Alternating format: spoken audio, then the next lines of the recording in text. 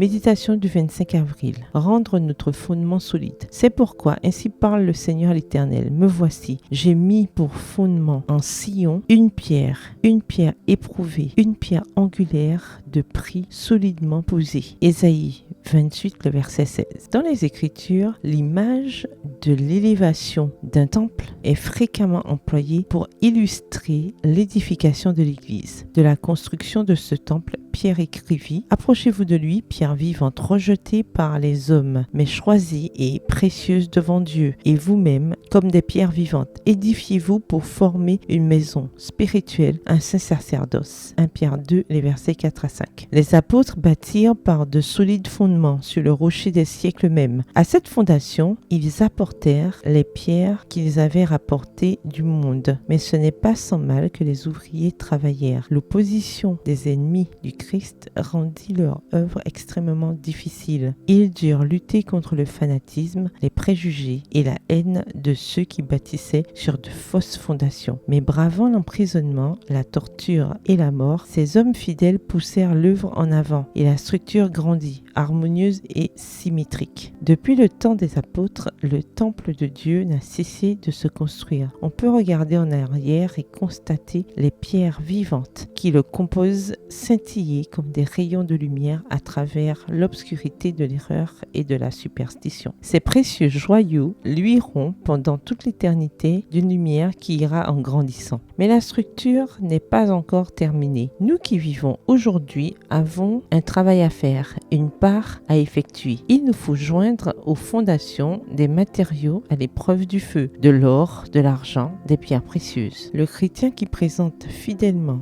la parole de Dieu, conduisant hommes et femmes dans la voie de la sainteté et de la paix, apporte aux fondations des matériaux qui dureront. Et dans le royaume de Dieu, il sera honoré comme un sage ouvrier. Extrait du livre Conquérant Pacifique, au chapitre 58, aux pages 441 à 443. La puissance divine se joindra à nos efforts, et alors que nous nous cramponnerons à Dieu par la main de la foi, le Christ nous communiquera sa sagesse et sa justice.